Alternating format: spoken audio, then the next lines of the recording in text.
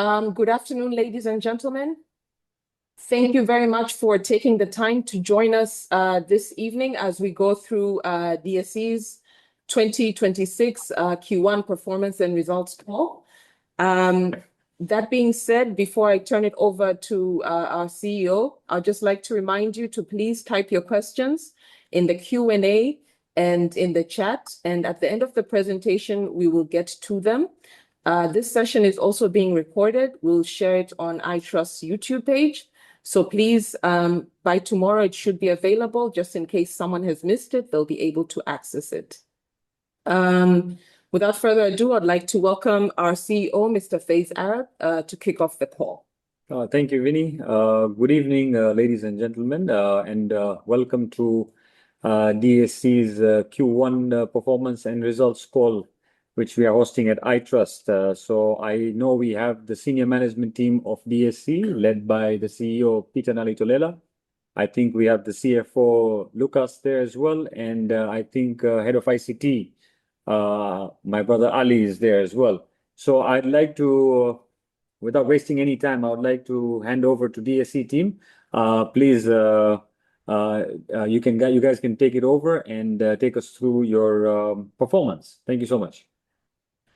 Thank you, Faiz, and thank you, iTrust team. Good afternoon to all our investors that are joining us live this afternoon. And for those of you who may not have, unfortunately, been able to join us, hopefully by the time you get to see this, good afternoon, good morning, good evening from wherever you are. My name is Peter Nalitolela, as introduced by Faiz. I'm the Chief Executive Officer of DSE. I have with me to my right is Mr. Lucas Sinkala, our Chief Financial Officer. And to my left is our Chief Technology Officer, Mr. Ali Othman. We are going to take you over the next hour or so. I'll take you through our Q1 2026 results. And we'll also take time to not just go through the numbers, but also go through the performance drivers. So we'll talk a bit about how the market fared as well beyond the numbers. So, or how was the trading environment like, etc. And without further ado, we'll get into it because we want to leave enough time for Q&A. We want to hear more from our current and would-be investors. So at a quick glance, operating environments, I think this should be familiar to most of us. We're operating populations around 68 million people. GDP, we don't have the official 2025 numbers, but IMF estimates put us at around $87 billion. A number mentioned very recently by the minister was around $85 billion, if I'm not mistaken. GDP growth for the third quarter of 2025 was 6.4%, and the projection for 2026 is that we should be trending at around the same levels. Of course, we're currently going through the budget approval process for 2026-27 financial year. So as we go along through the year, we'll see how our operating environment changes, if it will at all. Inflation, as at the last CPI release, we had 3.2% inflation, and central bank rates from the last quarterly meeting, the central bank maintained the rate at 7.75%. The rediscount rate for TB is at 8.25%, and the exchange rate for the month of March, we closed the month at around 2597.3, and took this as an average of the work published on the BOT website. Public debt to GDP ratio currently estimated at around 49%. And all these statistics, we did our best to source them from BOT and NBS, and a few from IMF. Now, I'll jump straight into the financials because I think this is where most of our investors are interested in. And I'll touch a few highlights, but I'll let our CFO, Lucas, deep dive into it. But at a high level, we did very well, and we'll share the numbers both as a company. When I talk about company, talk about DSE as an exchange. But DSE does own a subsidiary, CSTR, as most of you are aware. And actually, for our investors, when you invest in the group. So the numbers, you'll be interested in the group numbers. But we also show you in isolation how DSE as a company has fared. So Lucas will deep dive into the details of the numbers, but roughly speaking, we saw our balance sheet grow. We also saw our income, profits, our revenue grow, and our profit before tax and profit after tax grow as well. And we'll talk about the drivers in detail when we get into the numbers. But if you look at our balance sheet, our total assets grew by around 23.88% compared to the first part of last year, from 37.87 billion to 46.92 billion. And if you look at that's for the group, if you look at the company isolation, it's 22.52% growth from 35.21 billion to 43.14 billion. Total shareholders' funds for the group grew by 15.54% from 33.3 billion previous year to 39.08 billion this quarter. And for the company, grew by 11.86% from 32.46 billion to 36.31 billion. And on the liability side, total liability grew by 3.53%. And Lucas will deep dive a bit because you might have questions why the liabilities grew, but grew from 4.05 billion in Q1 to 7.83 billion in Q1 this year, from Q1 last year. And for the company, we grew by 148.47% from 2.75 billion to 6.83 billion. The statement of cash flows, I'll pass on to Lucas to talk about a bit, and then you also take us through to the income statement as well. Of course, in terms of statement of cash flow for period under review, we have recorded a positive cash flow. So we recorded the amount of 398 million as a cash flow from operation. When we look on the cash flow from investment activities, we had an outflow of 221 million, where in the same period last year we had an outflow of 521. But as you are all aware that year 2025 we had significant investment in our infrastructure, especially the new building, also the payment on the fixed assets to National Housing Corporation. That's led to previous year having a negative cash flow compared to the current year, where we have recorded a negative cash flow of 221.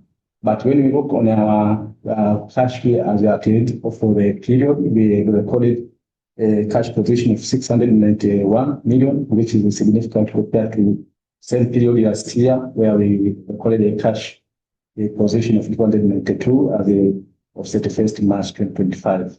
So the increase has been attributed by the increase in trading activities during the quarter under review, where for the current quarter we recorded a higher turnover compared to the previous quarters.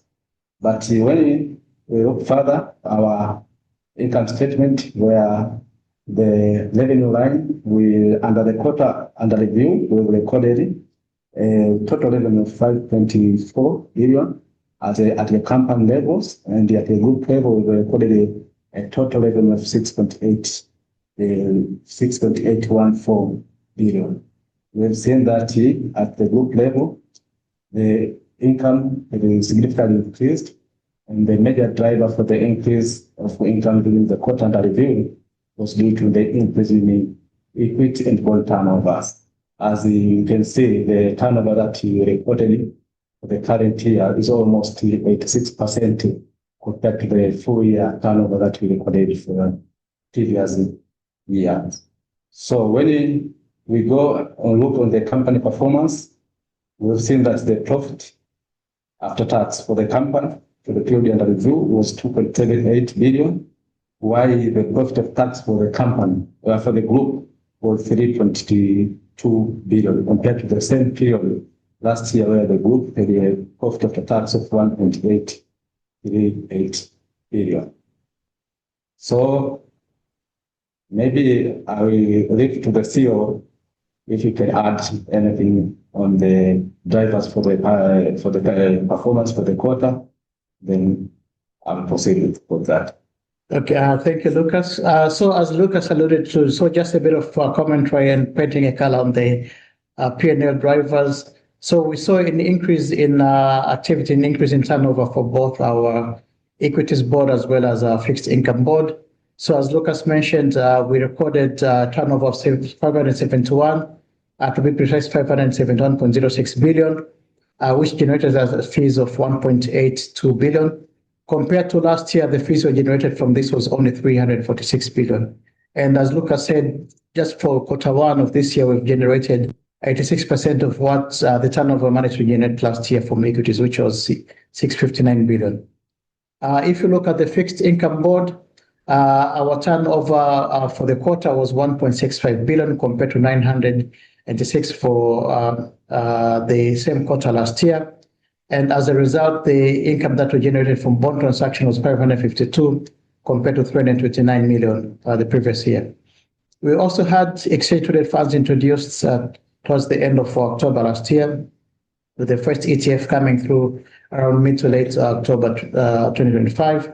And we had another ETF coming through in January this year. So as a result, for the first quarter of this year, we had income from ETF, which we didn't have in the first quarter of last year. And ETFs generated us 252 million from trading revenue.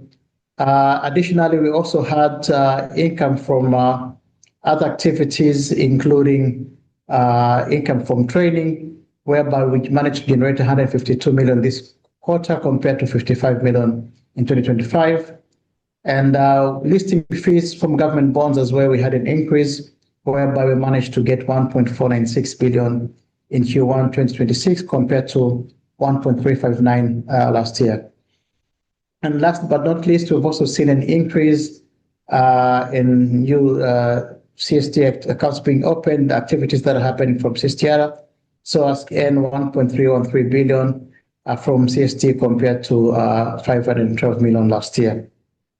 And on the expense side, we also saw an increase in expense, but it's a positive increase in the sense that a big part of the increase came from operations that directly contribute to revenue.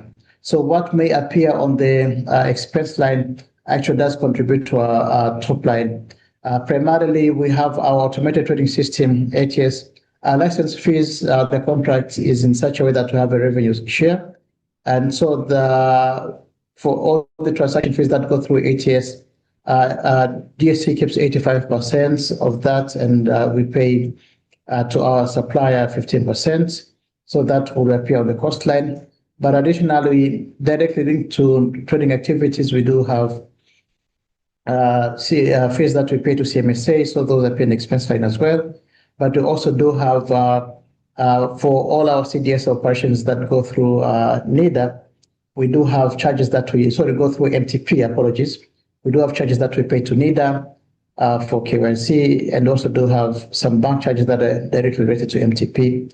But at the end, the bottom line is that the increase in expenses being offset on a positive side by the increase in revenue, hence the net positive movement on the PBT and the PAT. And if you look at the return metrics from our income statement, ROE, this is annualized, taking the quarterly return and then annualizing it. So ROE for this year is 33.86, ROA 28.21 compared to 22 and 16.95 respectively for 2025. Earnings per share increased to almost 137 shillings per share compared to 77 last year. And if you want to have a company view, ROE is 31.08 vis-a-vis 22.1 for 2025. The ROA is 26.16 for 2026 vis-a-vis 20.37 for 2025. And the earnings per share last year was around 117 shillings vis-a-vis 74. Sorry, for this year it's 117 vis-a-vis 74 for last year. Moving on to statement of changes in equity, I'll pass back to Lucas. Of course, when you look on our statement of change in equities, in terms of the company, we've seen that there is a significant increase, where last year we reported a total shareholders' funds and the equity of 32.4 billion, while in 2026 we recorded a statement of change in equity of 36.314 billion.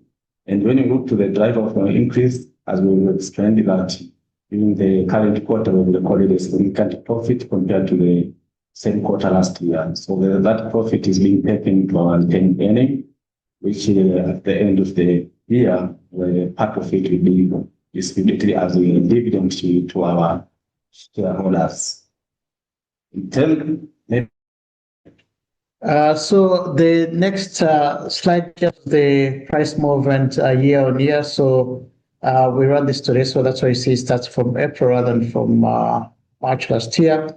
But in short, if you look at how our share prices performed, we continue seeing an upward trend, of course, with the usual cyclic and market-driven volatility that we see, but we're on an upward movement. And during the first quarter of this year, we managed to cross the 7,000 shillings per share threshold. However, that has dropped slightly, even though we're still significant growth compared to where we were last year.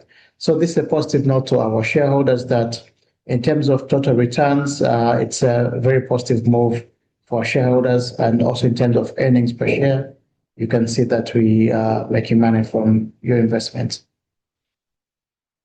Moving beyond the financials, we'll go to look at the market performance, and this speaks to the drivers of how did we manage to generate the results that we just discussed. And very briefly, if you look at the market capitalization, we grew year on year by 74.6%, from a market cap of 19.15 trillion last year to 33.44 trillion by the end of the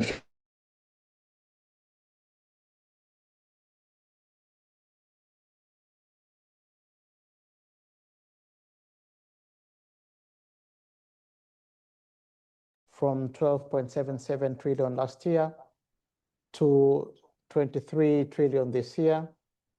And this has helped spur the activity and generate the income that you've been able to see coming through this year, because the market cap is driven to a large extent by the trading activity, as we'll see in a minute. But if you look at the market cap, the largest contributor was CRDB, which closed the quarter with a market cap of 7.05 trillion. And thus overtaking the leaders from last year. TBL had led at the end of quarter one.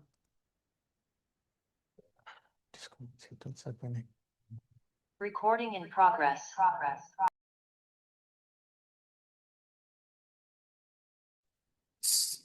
Sorry, I think there was a technical difficulty.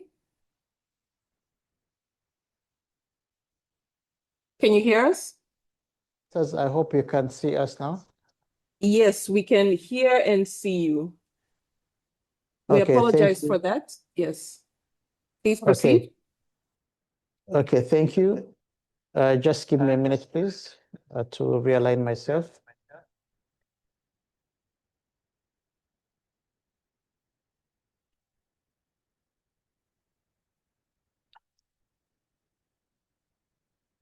Okay.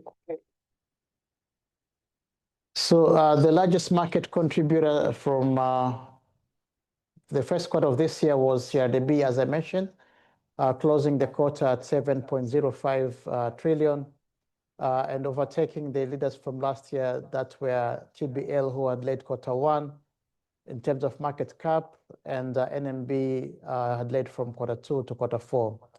And looking at the top five gainers in terms of market cap, we had percentage-wise MKCB, Somkombozi, grew market cap by 693% year on year. Maendeleo Bank grew by 607.57% year on year. DCB grew by 461. TTP, and last but not least on the list, is Mwalimu Commercial. There are only two counters that year on year lost market cap, and these are TCC that lost market cap slightly by 28%, and TBL that lost market cap by 12.57%. But a positive note on these two counters, they may have lost market cap because of the change in trading rules, which led to unlocking that liquidity that led to a drop in prices. And this happens at the beginning of the third quarter, which was in the middle of the second quarter, which was on the 2nd of June. But the good news is that eventually in terms of liquidity, these counters recovered very well. And after the initial drop, we've seen a surge in activity in these two counters. But overall, three counters stayed flat. while the remaining 23 counters were on the up. And from the contribution market cap, we also highlighted companies that had a market cap of at least $1 trillion and above, and they had 6 of these.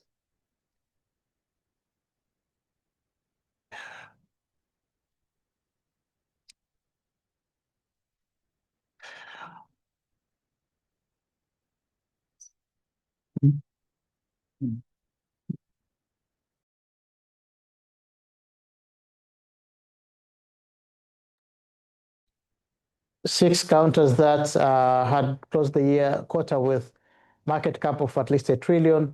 We had from the local companies, it's RDB, NMB, TBL, Vodacom, TPC, and TCC. And we had 2 counters that are cross-listed, namely KCB and East African Breweries.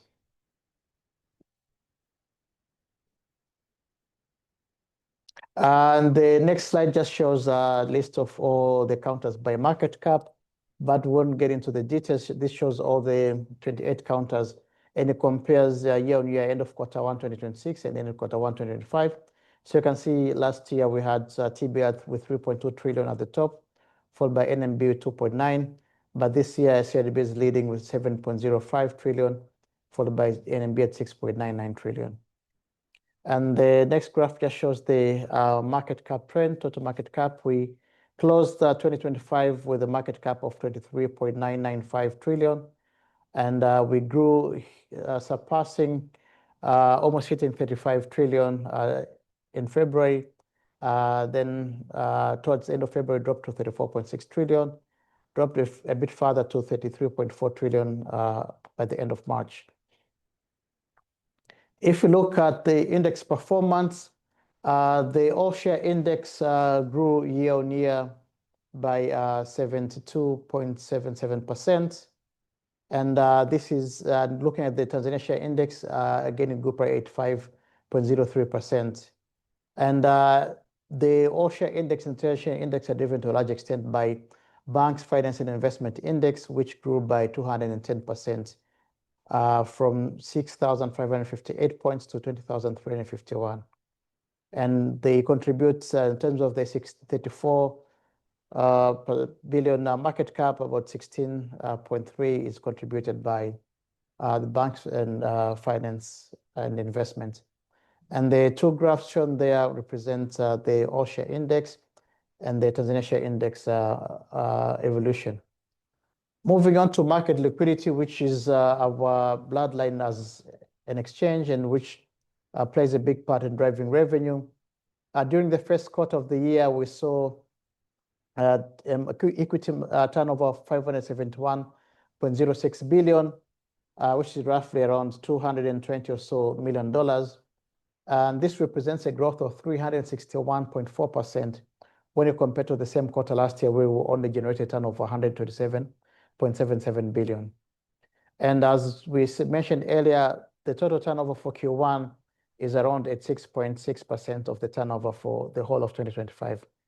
If we just zero in on the domestic market, the turnover was 552.99 billion, which is around $213 million, representing a growth of 347.78%.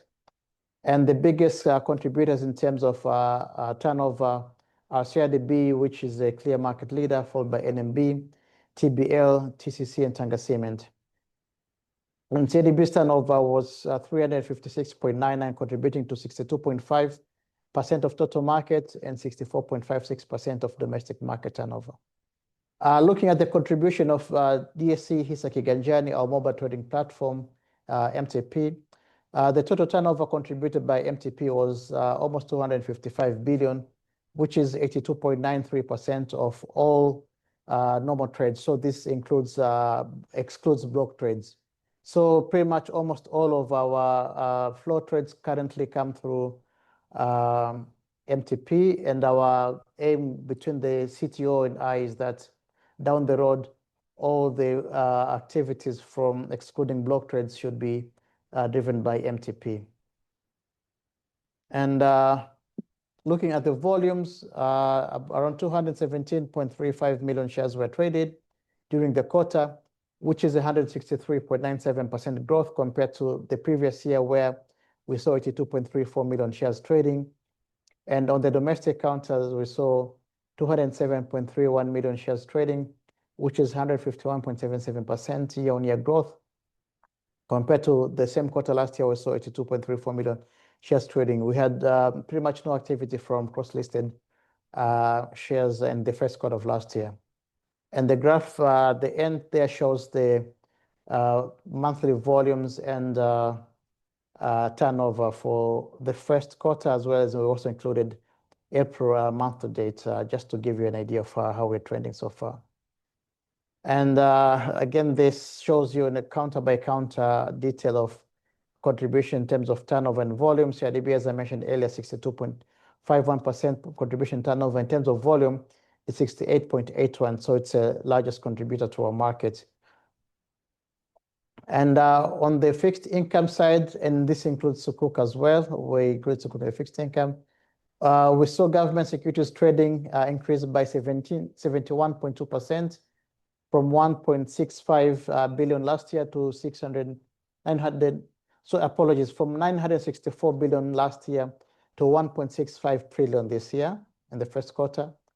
And if you look at corporate bond trading, it fell slightly from 2.2 billion last year to 581 million this year.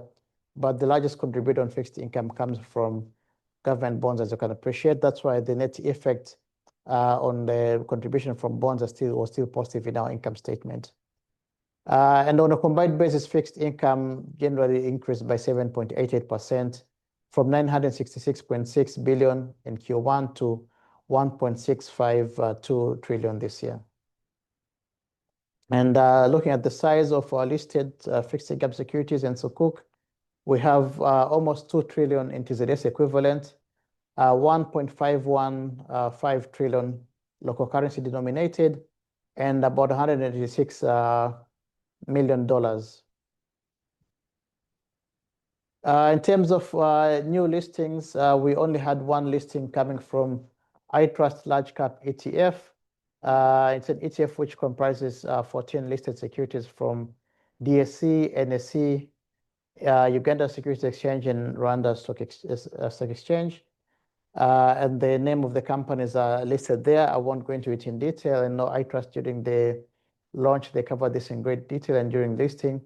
But generally speaking, the listing was done towards the end of January.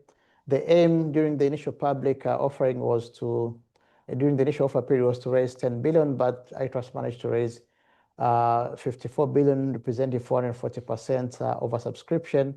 And the ETF has performed well, resulting to capitalization exceeding year to date, going above 160 billion. Just to wind up looking at our investor activity, we managed to open around 92,098 new CDS accounts, which increased the number of CDS accounts to more than 815,000 by the end of the first quarter of the year. And this represents an increase of around 12.7% when you compare to the end of the year, where we had around 723,560 accounts. But when you compare year on year, apologies, that says Q1 2023, it should say Q1 2025. We grew from around 632 accounts last year to the 815 that I mentioned this year, which represents 28.96% increase in CDS accounts, which represents 183,219 accounts. And the majority of these accounts were between ages 20 and 19, representing 36%, followed by ages group 30 to 39, representing 23%, which is a good news in that the market has a bright future because a lot of our new investors happen to be on the younger side. And moving on to MTP, we had 73,210 new accounts opened, and most of the 92,000 accounts or so that you saw earlier came through MTP. So a lot of our new onboarding currently, new accounts are being opened through MTP. So you see that the MTP growth has also been quite impressive.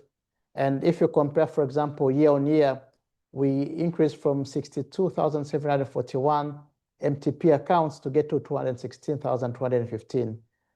So this is an increase of 244%, more than 244% year on year in terms of number of MTP accounts. And again, in terms of the age grouping, the story is the same. Most of the new joiners, 20 to 29, they joined through MTP, which increased our MTP numbers, but it also increased our total CDS numbers. And that, our investors, ladies and gentlemen, takes us to the end of our presentation. Apologies if we rushed a bit, but we wanted to leave enough time for Q&A and to deep dive into the numbers. But to sum up, good performance during the first quarter.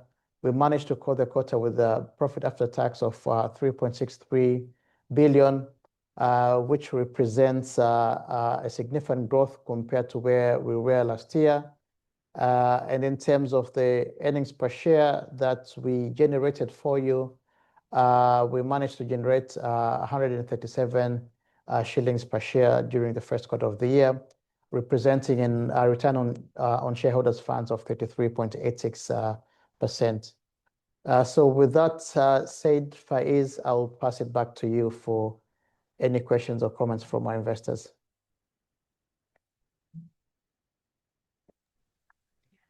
Thank you very much, Team DSE. We appreciate the presentation. And as per the comments from the chat, the investors are very happy. A lot of congratulations towards you. That being said, I would like us to go straight into the questions. So we have a few regarding the Dangote refinery. So I'll just read them together. The first one is, as per Bloomberg, Dangote refinery is coming up with a Pan-African IPO and is poised to be one of the largest, if not the largest in Africa.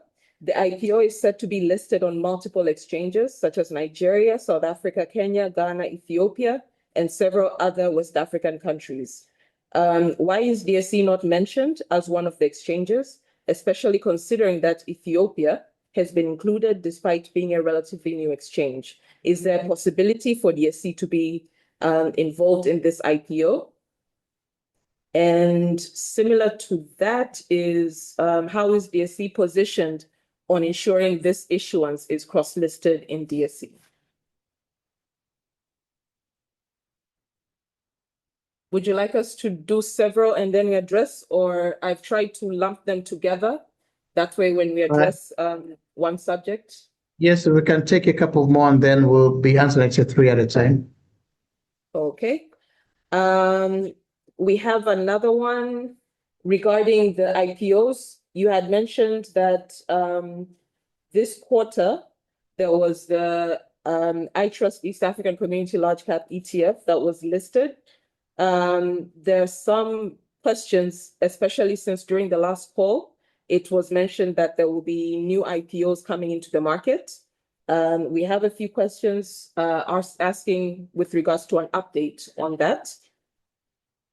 So are there any new IPOs coming soon? Any government institutions in particular?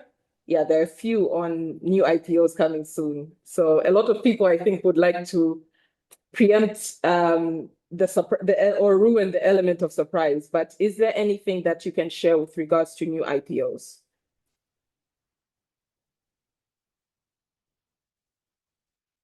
Okay, maybe I can take a couple. So on the Dangote refinery IPO, the moment we got wind of the news, we were actually a bit surprised, disappointed that we were not contacted initially even before the news went out, but we made efforts to reach out to our counterparts from across the continent. And specifically, we have been talking to NGX because we are meant to understand that since Dangote is a Nigerian company or by region, NGX will be leading the efforts through that. So we have been in conversation with the CEO there, Jude, and we're seeing that because still at initial stages, for us to be included in that. And there's a lot of follow-up that we'll be making through over the next 1 week. Of course, what can be shared with the general public is only what regulators would allow us to share publicly. Currently, what has been shared so far, it's just an idea that this is coming. But as we work through this and as we get more news specifically pertaining to Tanzania's involvement, we'll be informing you. When we're not going at this alone, because this conversation at the end of the day is up to the issuer to decide where they want to. So we're also leveraging the relationships that we have with Dangote Industries as a whole, because they have investments in Tanzania as well. So working with government officials and other stakeholders that can help us unlock those conversations, because we can only discuss so much with the NGX team and other exchanges, but we do have to, at the end of the day, get to the issuer and the transaction advisors. In terms of new IPOs, there's definitely a very firm pipeline on the fixed income side. Some of these names, I'm sure you've seen them because they've already gone through the primary market process. So it's on the yes. So it's only the listing that is pending. But in terms of the equity side, which I'm sure is where most people are interested in, there is definitely not necessarily answering your question, your thoughts on the IPO, but there's definitely a rights issue coming through. It's already public right now with Molim Commercial. So that's going to keep us excited over the next few weeks. But there's others that are coming, and at this point in time, as was alluded to, there has to be an element of surprise, not because we want to keep you on your toes or not because we are Santa, but information can only be shared when it's the right time to be publicly shared. But we will have, there's been some delays, but we'll have IPOs coming through before the end of the year.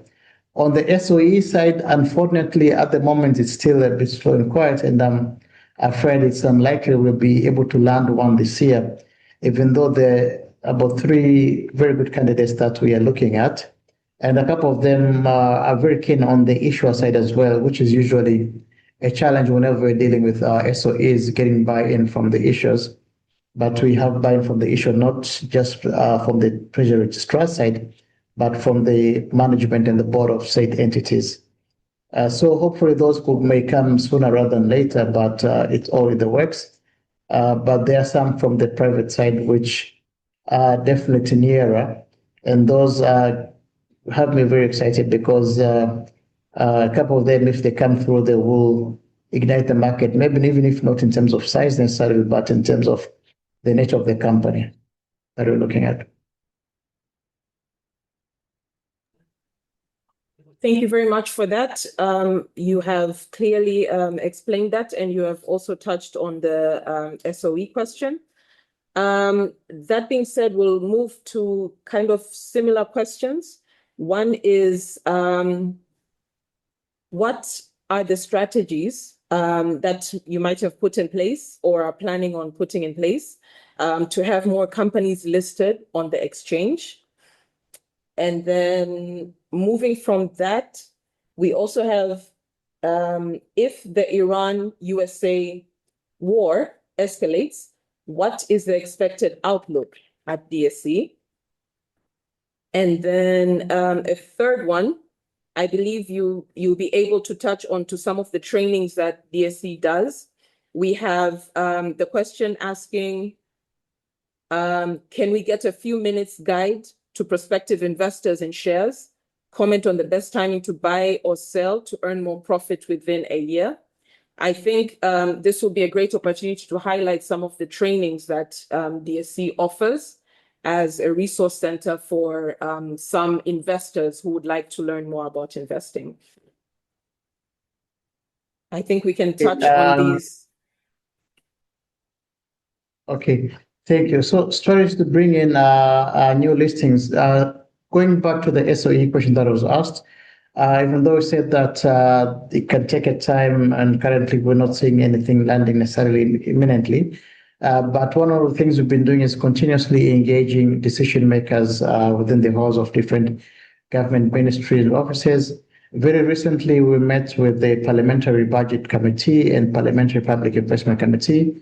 The Public Investment Committee in particular is responsible for looking after all government investments, public investments done through the TR's office in different entities. And these are entities that will be candidates for listing. And the aim of engaging them is because the committee, they're the ones that would advise these entities, advise the Ministry of Planning and Investment, advise the Treasury Registrar's Office. So we are on a very good, we're at the same page with them. They pretty much agree with what we're trying to do, and they have our backing. And of course, with the Budget Committee, the aim of bringing them in is that they, when it comes to financing the budget, etc., they are responsible in helping guide that process. And that speaks to which entity brings what kind of revenue on the table, including entities that could potentially list and so on and so forth. We have had engagements, of course, with the Ministry of Industry and Trade. We've had, of course, the Treasury Registrars. We've also had an engagement because they're also one of our shareholders, owning 15% of DSE. And we also talk to the companies themselves directly. You may have seen us engaging some government-owned entities that are in the business of creating revenue that will be prime candidates for listing. We have engaged pension funds as well because they hold a number of unlisted entities, and trying to convince them that rather than hold on to this, they can pick some and list them and focus on the core activity of them collecting pension contributions, paying out retirement benefits, and on the investment side, be more hands-off, have the companies listed, go through fund managers, etc. And on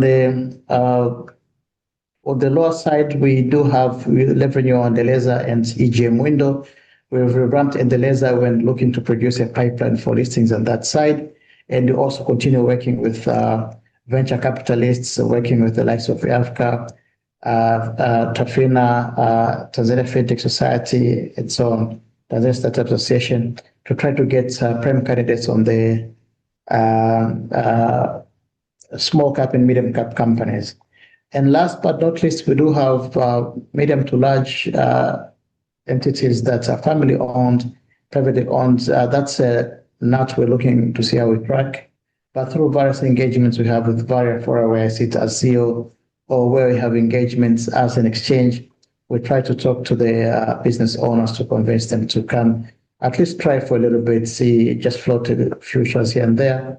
Some practical investments to come through the debt window to get a taste of the market. So those, just share a few ideas, those some of the avenues that we're looking at. But of course, as always, the people that would bring construction to the table are the brokers, I Trust and company. And we do also have conversation with our colleagues to see what they have in their pipeline in terms of new listings. In terms of expected outlook at DSE, we do see the market continue growing at the same trend. And what we envisage is that by the end of this year, in terms of our investor base, we would have passed 1.1, probably we would have hit 1.2 million by the end of the year. But we expect to maintain the growth momentum going into the end of next year, which is our end of our 2023, 2027 5-year plan, and be preparing our next 5-year plan beyond that. And our conviction is that the next 5-year plan, which will get us to 2032, will have surpassed our investor base of 10 million. But what we're looking to do is have these investors actually be active, and that will also come with us bringing new products, new listings, etc.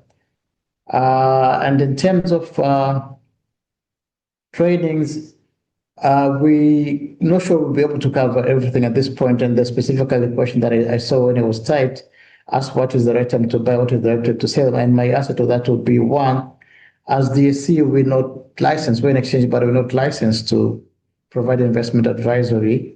What we can do is provide various training, and we do have publicly shared webinars, and we all share links to those, and we market those. And we do have also specific trainings organized, like our securities, our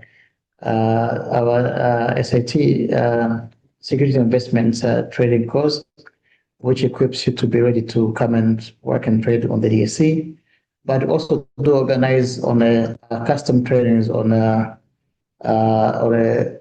ask basis. So if we have a demand, then we cover the trading accordingly. Outlook again to year end, as I mentioned earlier, a few increase in investor base, a few listings coming through, and a few new products coming through. I hope I've answered the second batch of questions, and if I missed anything, please do alert me. Yes, in that batch, we have the one with regards to the Iran-US war Okay. and situation in the Middle East. Yes, how might that affect the DSE and the overall market in Tanzania? Okay, this is always an interesting question, and some of the comments I've seen recently, people are surprised and asking how come we seem to be isolated or insulated from this. And currently, our markets, in terms of our how connected we are, most of our markets in Africa have not been as affected because they're not that connected in terms of how many companies overlap in terms of listing here and there, but also in terms of investors.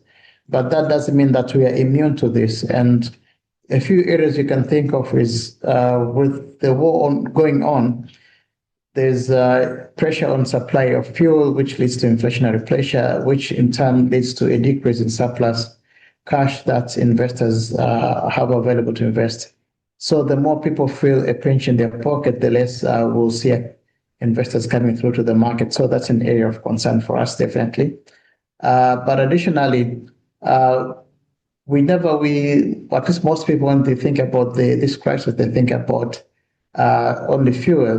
But it's not only fuel prices that have been disrupted. The whole petrochemical industry has been disrupted. So this will result into increase in input materials for a lot of businesses, so ranging from all petroleum products to things like plastics, etc., lubricants. So we might see some of our clients that are listed either affected, particularly those in the manufacturing services sector. But even if it's not our clients that are affected directly, their suppliers may be affected, which in turn may lead to some of our clients being affected as well. So that's an area of concern.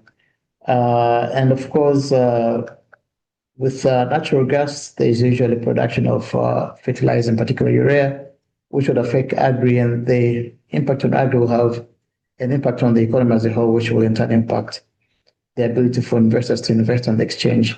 So we currently are doing well, growing, moving against a trend, global trend, but it doesn't mean we're immune, and we actually face a lag effect. To summarize, the inflationary pressure coming through from sustained high fuel prices, industrial imports and agricultural imports being impacted, and overall global supply chain from some of the shipping that goes through the Strait will also be impacted, which will in turn impact some of our businesses here. And even if they're not listed on the exchange, they'll have a contagion effect on both our investors as their cost of living increases, but also on our listed companies as their cost of doing business increases. Thank you very much. In the element of keeping time, we will ask 3 last questions. So we apologize for any of our investors who still have burning questions. The first one being, how are you planning to diversify your revenue from bond and equity trading? And the second one is, this would not be a great results call without people asking about dividends. So when are the dividends for the financial year 2025 going to be announced? Seeing as how a lot of other companies have been announcing their dividends. And then the last one is, we noticed that there was some downtime in the system during Q1. Is there any feedback that you can give overall? Because we have a number of questions regarding that. Maybe what happened, what is being done in order to ensure that this does not happen again. And then I think we can end on that note. So these three questions. Okay, so the first one on diversification. Number one is that as exchanges, we're increasingly seeing ourselves as technology companies. Hence, you can see on our call here, we have our CTO with us because he's the man here. So some of the things that we're looking at currently, maybe as an exchange, we're not there yet as DSE, but what some have done is invest so much in hardware and software and technology and getting to a point where you can actually have surplus storage and maybe instead of renting space when it comes to data center, actually rent out that space. But that is more long-term ambition. And of course, also developing your own solutions, not just for the exchange, but for other users as well, within not just capital markets, but across board. But more imminently, we're seeing an increased contribution coming through from data and training. They've contributed this year, and as we get into the medium and long term, as we start planning for 2027 and the new 5-year plan, we'll be asking a lot more from our data sales and from training. Additionally, coming back to our bread and butter in terms of trading, we're looking to diversify and bring in a lot more new product classes, at least after a very long time of only having bonds and equities. We have 2 ETFs now. There is a third one that we're working through the approval processes, so we expect to see more ETFs coming through. But we're also looking to move to new product classes. Rates as something that we're looking at as the next one to land in this market. And with tokenization becoming a very hot topic right now, we're looking to move just beyond traditional rates and look at how we can leverage blockchain technology and tokenization to see how we can bring in other traditional forms of investment, like real estate and infrastructure, to make them something that is going to be tokenized and tradable on the exchange. And last but not least, derivatives are an area we're looking at. So this will assure our investors that it's a challenge we've also received from the board previously.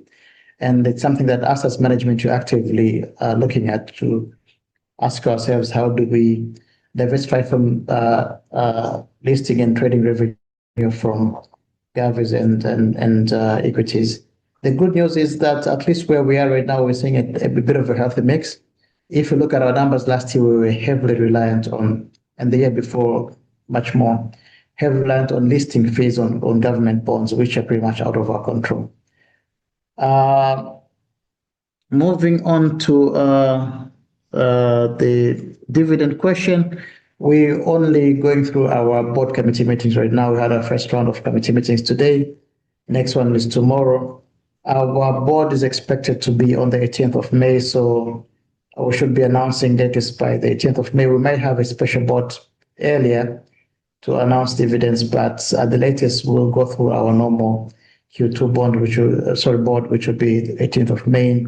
And right after that, we'll be able to declare dividends. Of course, subject to the shareholder approving, but we'll declare after our board meeting tentatively. And on the systems issue, maybe Ali can comment a bit.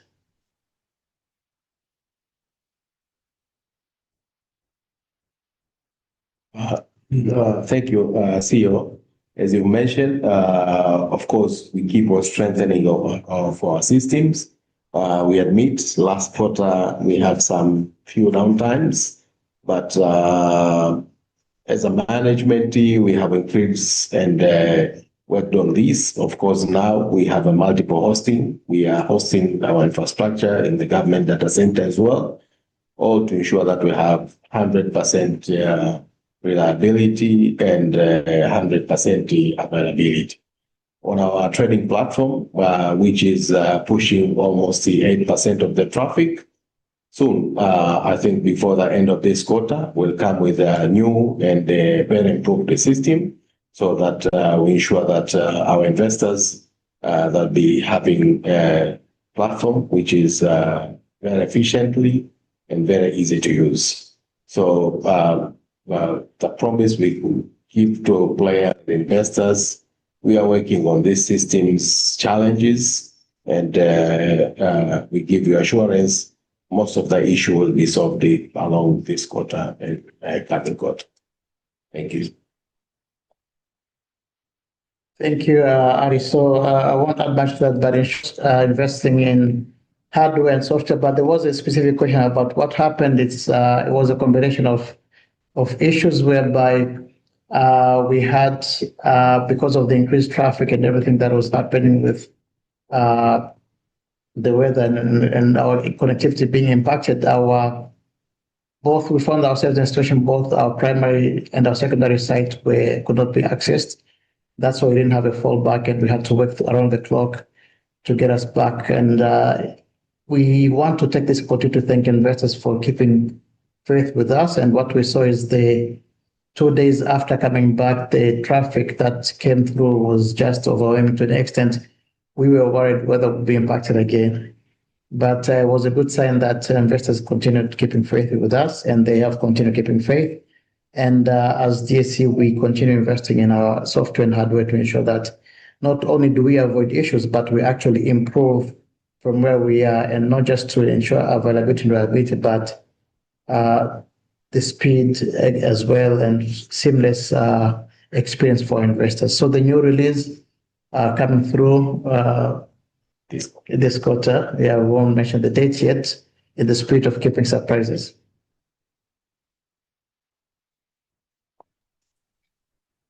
Thank you very much. That marks the end of our Q&A session.